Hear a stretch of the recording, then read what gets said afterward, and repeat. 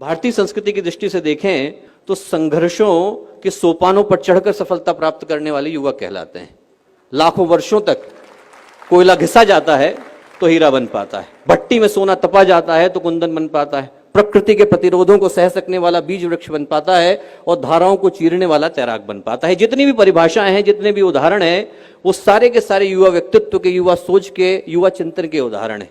संघर्षों को सौभाग्य की तरह वर्ण करने वाले युवा कहलाते हैं, क्योंकि हमारे देश में युवा उम्र से नहीं दृष्टिकोण से तौले जाते हैं। हमारा देश अद्भुत देश, जिनका जीवन ठहर गया है, जिनका उत्साह ठंडा पड़ गया है, जिनके अंदर क्रांति की संभावनाएं जन्म नहीं लेती, जिनके मन में समाज को बदलने की, संस्कृति को उठाने की, राष्ट्र को बढ़ाने की सोच करवटें नहीं बदलती, जिनकी रगों में उमंग का, उत्साह का, उल्लास का उबाला नहीं आता, जिनके हृदय में दुखियों को, पीड़ितों को देखकर दया नहीं आती, करुणा नहीं आती, वो 18 के हों, 20 के हों, 22 के हों, फर्क नहीं पड़ता, उनका यौवन चला गया है, जवानी खो चुके हैं, वो लोग बूढ़े हो चुके हैं। और वहीं पर यदि व्यक्ति 60 का है, 80 का है, 90 का है, 120 का है, यदि उसके मन में राष्ट्र के निर्माण की, संस्कृति के उत्थान की, यौगिक उत्कर्ष की बात आती है, तो हमारी दृष्टि में युवा है, क्योंकि हमारा देश उमंग से, उत्साह से, उल्लास से ओतप्रोत युवाओं का देश।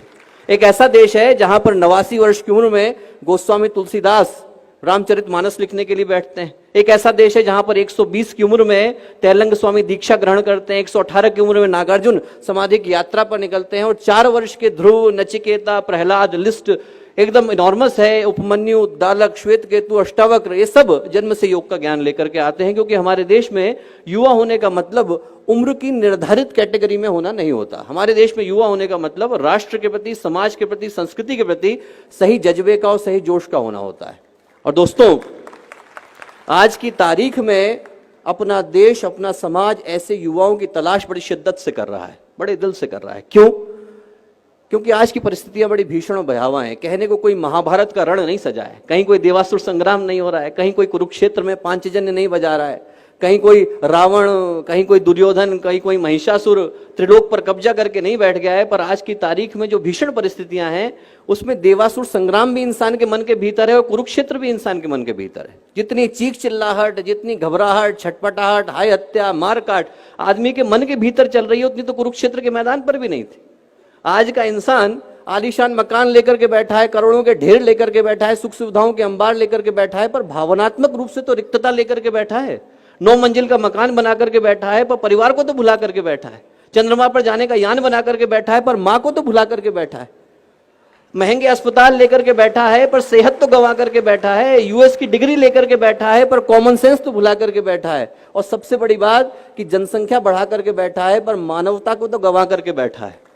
तो दोस्तों, यदि ये सब कुछ ऐसा ही चलता रहा जैसा आज हम देख रहे हैं, तो हम अपने बच्चों के लिए शमशान घाट छोड़ करके जा रहे होंगे। हमारे बच्चे हमें कभी माफ नहीं करेंगे। इस दुनिया को बदलने की आवश्यकता है। इस दुनिया को बदलने के लिए ऐसे व्यक्तित्वों की आवश्यकता है जिनका जीवन उन प्रकाश स्तंभों की तरह से हो जो भटकते राहियों को दिशा दिखा सके, जिनका जीवन उन टिमटिमाते दीपों की तरह से हो जो घटाटोप अंधियारे से लड़ने का साहस रखते हो, जिनका जीवन उन नींव के पत्थरों की तरह से हो जो अपने कंधों पर इमारतों को उठाने का दम रखते हो, जिनका जीवन उन नाव के मस्तूलों की तरह से हो जो धाराओं को चीरने का साहस रखते हो, जिनका जीवन पूज्य गुरुदेव की तरह से हो, एक ऐसे व्यक्ति की तरह से हो जिनने अपने जीवन के 58 वर्ष किसी से मुलाकात नहीं करी और बाकी के 22 वर्षों में 3400 किताबें लिखी और सारी की सारी फ्री अवेलेबल करा दी, कोई ले जाए उसे, no copyright, anyone can have it. इस तरीके के व्यक्तित्वों की तरह से हो जो लाखों करोड़ों को दिशा दिखाने का साहस रखते हो। मेरी दृष्टि में युवा होने की यही परिभाषा है।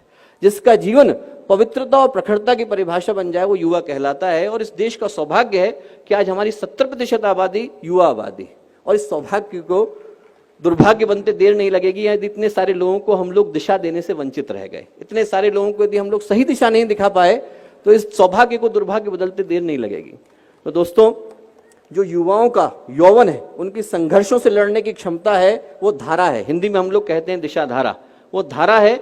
और उसके जीवन को सही दिशा देने का नाम योग का है।